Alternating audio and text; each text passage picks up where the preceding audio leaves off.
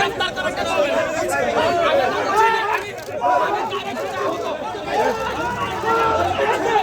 Police আপনি এভাবে তো শুনুন, আপনি আমি কি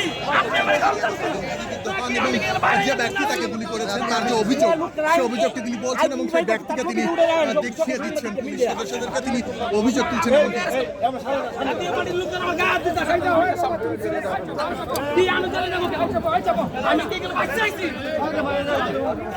আমি তাকে চিনতে পারছি, তাকে গ্রেফতার করতে পারছি।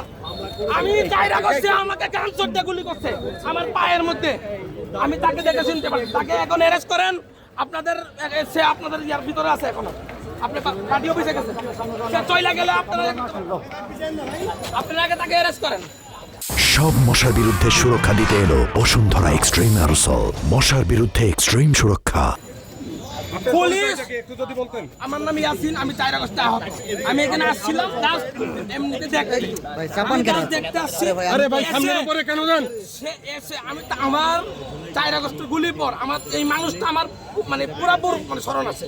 আমি তাকে আইসা এখানে আপনি দেখছেন আমি অনেকক্ষণ ধরে অপেক্ষা করতেছি এবং তাকে আইডেন্টিফাই করতেছি। সে আমাকে 4 আগস্ট গুলি করছে। আমি তাকে দরিয়া দেওয়ার পরেও পুলিশ তাকে গ্রেফতার করছে না। পুলিশ আমাকে ধাক্কা দেয়, পুলিশের সামনে তারা গায়ে হাত দিতে আসে এবং পুলিশ এখানে তাদেরকে মানে পুলিশ নিরাপত্তা দিয়ে তাই সন্ত্রাসদেরকে রাখতেছে। আপনি কি করেন? আপনার পেশা কি?